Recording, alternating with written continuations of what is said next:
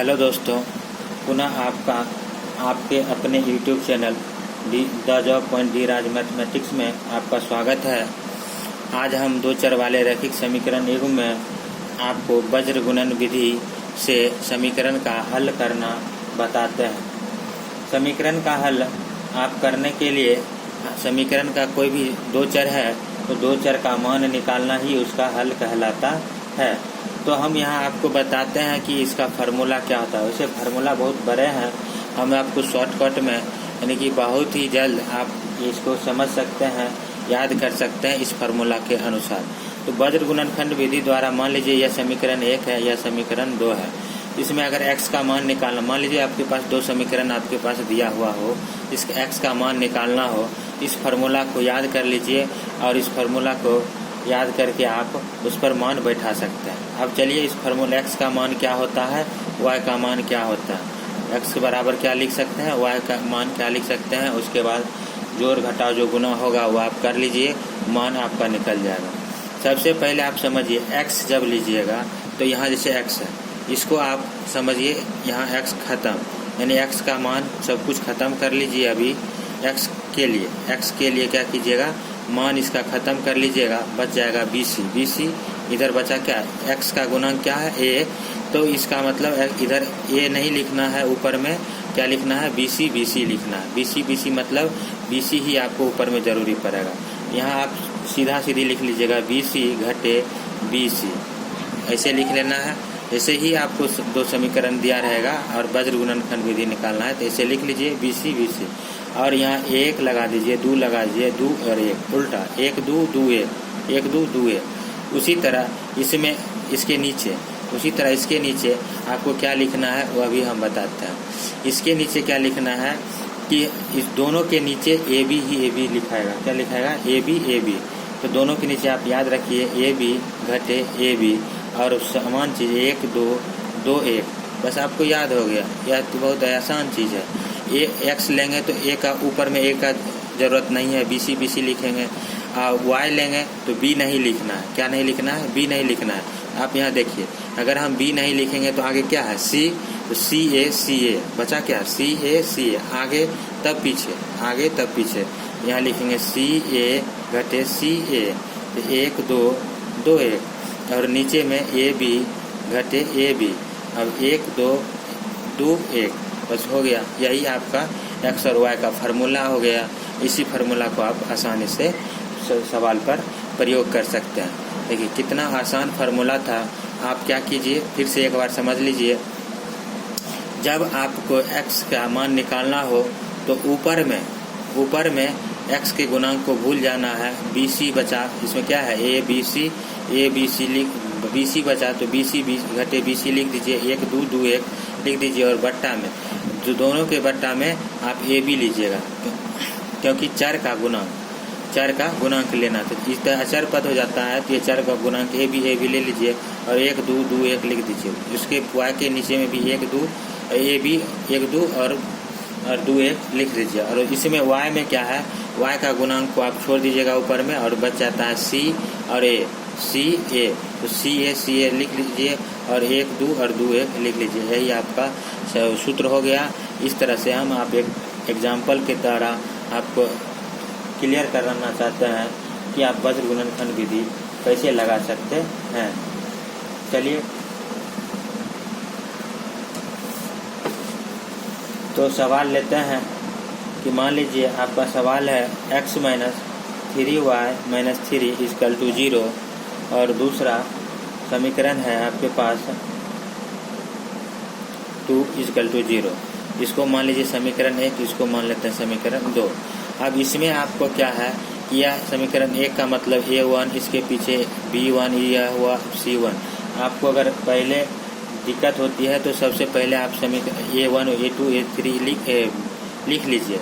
यानी A1 का मतलब समीकरण 1 से लीजिएगा, x का गुणांक होता है 1 है, B1 यानी कि y का गुणांक तो -3 है, तो -3 ले लीजिए और C1 तो C1 -3 है, तो -3 हमने ले लिया।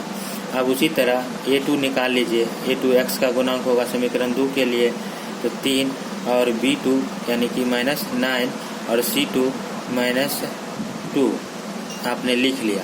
अब यहाँ एक बात और समझ में आना चाहिए आपको, माइनस है तो माइनस लिखेंगे, प्लस है तो प्लस चिन्ह नहीं लिखा जाता है। और वज्र गुणनखंड विधि में आप हमेशा समीकरण को अगर बराबर में कुछ है तो उसको बाएं साइड ले आइएगा और बराबर में जीरो अवश्य कर लीजिएगा, बराबर में जीरो अवश्य कर लीजिएगा, ताकि फार्मूला और बैठाने में आपको सुविधा हो। चलिए अब इसको फार्मूला के अनुसार हम x बराबर लिखते हैं। नीचे में आपको बोले थे चर का गुणांक थे ए बी घटे ए बी, और इसको बैठा दीजिए 1 2 2 1, और ऊपर में x है तो a का गुणांक छूट जाएगा तो बी सी और माइनस बी सी, तो यहाँ 1 2 2 1 लिख लिया। अब फार्मूला बैठाइए, b1 कितना है तो -3, c2 कितना है तो -3, माइनस b2 कितना है तो -9, और c1 कितना है तो -3 लिख दिया, और बट्टा a1 कितना है तो 1, b2 कितना है तो -9 माइनस a2 कितना है तो 3, और c2 b1 कितना है तो -3, माइनस में है इसलिए कोष्ठ में लिखा हमने। अब देखिए 3 तिया 9 माइनस माइनस प्लस 9, 9 तिया 27 माइनस माइनस प्लस, माइनस रह ही गया, ये -9, यह हो गया 3 तिया 9, तो माइनस माइनस प्लस, तो 9 हो गया। तो यह हो गया आपका क्या 0, यह हो गया आपका 0। तो आप यहाँ देखिए ऊपर में आ गया -18, यहाँ तक देख लीजिए कुछ गलती तो नहीं हो गई, 0 आ गया, मान नहीं निकलेगा। तो यहाँ देखते हैं फिर से पुनः,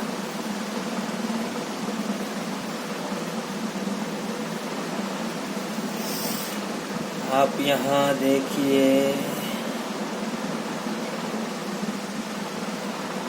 सॉरी, अगर यह 0 आ गया तो यह समीकरण का कोई हल नहीं हो सकता है, इसलिए हम इसका मान नहीं निकाल सकते हैं। क्योंकि 0 आ जाता है तो 0 से किसी चीज़ में भाग देते हैं तो इन्फिनिटी होता है, यानी कि यह समीकरण आपका का कोई हल नहीं निकाल सकते हैं, इसलिए यह समीकरण उदाहरण के लिए उपयुक्त नहीं हुआ। तो हम दूसरा क्वेश्चन लेते हैं, यानी कि जैसे ही 0 आ गया, बनाया हुआ सभी कुछ सही है, लेकिन इस तरह से ही बनाया जाएगा। यानी कि आप यह कह सकते हैं कि इसमें कभी कहता है, ये कहता है ना कि बताइए कि समीकरण का अद्वितीय हल हो तो वज्र गुणनखंड विधि द्वारा निकालें। इसमें क्या हो गया, तो यह 0 आ गया तो हम पहले पता नहीं किए कि समीकरण का हल है कि नहीं है, इसलिए हम अंदाज से लिए थे उदाहरण, इसलिए गलत हो गया। तो कोई बात नहीं है, हल करने का तरीका हमने आपको बताया। तो पुनः हम दूसरा क्वेश्चन लेते हैं ताकि आपको पूरी हल करके हम आपको बता सकते हैं। तो लेते हैं दूसरा एग्जाम्पल, 2x + 3y = 7 और 6x - 5y = 11। अब देखिए आपको यहाँ करना क्या है कि पहले सबसे पहले बराबर में 0 कर लेना है। इसको लिखते हैं 2x + 3y - 7 = 0। यहाँ हो जाएगा 6x - 5y - 11 = 0। इसको मान लीजिए अब समीकरण 1, इसको मान लेते हैं समीकरण 2। अब बारी बारी से A1 A2 आप निकालिए। A1 का मतलब समीकरण 1 का, A1 2, B1 3 और C1 -7। यहाँ -7 है इसलिए -7, क्योंकि वह जो समीकरण आपको बताए थे मानक रूप, यहाँ प्लस होता है इसलिए माइनस है तो माइनस हमने लिया। A2 = 6, B2 = -5 और C2 = -11। अब आपका x का मान लिखिएगा, x बराबर नीचे में AB आपको बोले थे -AB लिख दीजिए, 1 2 2 1, ऊपर में x है तो a को छोड़ कर लिखिए तो BC घटे BC और 1 2 2 1। अब इस पर मान बैठा दीजिए तो B1 है आपके पास 3, C2 है -11 लिखा, माइनस B2 है -5 और C2 है -7 हमने लिखा।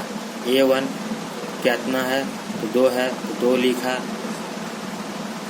और B2 कितना है तो -5 लिखा, और माइनस A2 कितना है 6 लिखा, और B1 कितना है तो 3 लिखा। अब हल कीजिए, minus plus minus 33, 11 3 33, minus minus plus, ये माइनस रह ही गया, 7 5 6 35। अब देखिए 5 दूना 10, प्लस माइनस है तो माइनस 10, 6 3 18। अब इसमें देखिए दोनों माइनस में तो हमेशा क्या होता है, जोड़ दिया जाता है। तो 33 और 35 को जोड़िएगा तो -68, और इसको जोड़िएगा तो -28।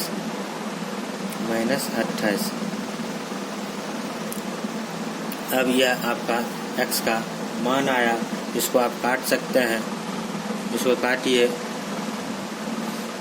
तो 2 से काटिए 14, 2 से काटिए 34, फिर 2 से काटिए 7, इससे काट लीजिए 17, यानी कि -17/7 आपका आंसर हुआ x का मान। उसी तरह y का मान भी आप निकाल सकते हैं। y का मान तो y बराबर आप देख लीजिए क्या होता है कि नीचे में AB -AB, यहाँ 1 2 2 1, और यहाँ y है तो b नहीं होगा, तो उससे आगे होता है CA घटे CA 1 2 2 1।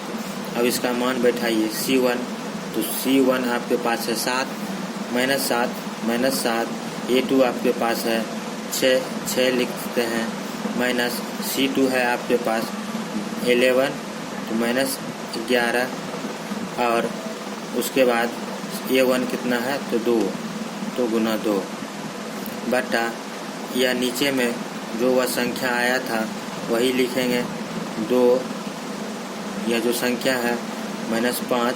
ये भी आसान चीज़ है कि नीचे में जो पहले बनाए थे उसी को हमने लिख दिया। A2 मतलब 6 और B1 मतलब 3। तो ऊपर वाला गुना कीजिए, 7 6 42 घटे माइनस माइनस प्लस हो जाए, 11 दूनी 22 हो जाएगा, और नीचे में -10 और -18। ऊपर में जोड़िए, यह एक प्लस में है एक माइनस में है, घट जाएगा तो -20 बटे -28, माइनस माइनस कट गया, इसमें भी माइनस होगा, माइनस माइनस कट जाएगा, सॉरी। और इसको काटिए, 5 चौका 20, 7 चौका 28, यानी कि 5/7 आपका आंसर आया। यानी कि आपने x और y का मान निकाल लिया, x और y का मान आपने निकाल लिया, यही आपका आंसर हुआ। तो इस तरह से वज्र गुणनखंड विधि द्वारा हमने x y का मान निकाल कर बताया। तो यह वज्र गुणनखंड विधि था।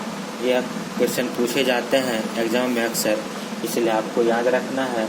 अब यह 2 चर वाले रैखिक समीकरण जो है, जो भी अध्याय है, यह सभी अध्याय आपके लिए आसानी से बन जाएगा। और जो भी आपको दिक्कत हो तो कमेंट अवश्य करें और अपने दोस्तों के साथ शेयर करें। हम वह सवाल आपको मैथ 9th 10th का मैथ बता सकते हैं, और आगे 12th का मैथ हम पढ़ा रहे हैं, उसको भी कंटिन्यू करेंगे। कंटिन्यूअस पढ़ा रहे थे, आगे पढ़ाएंगे। धन्यवाद। जितना हो सकता है आप लाइक ज़रूर करें, शेयर भी करें।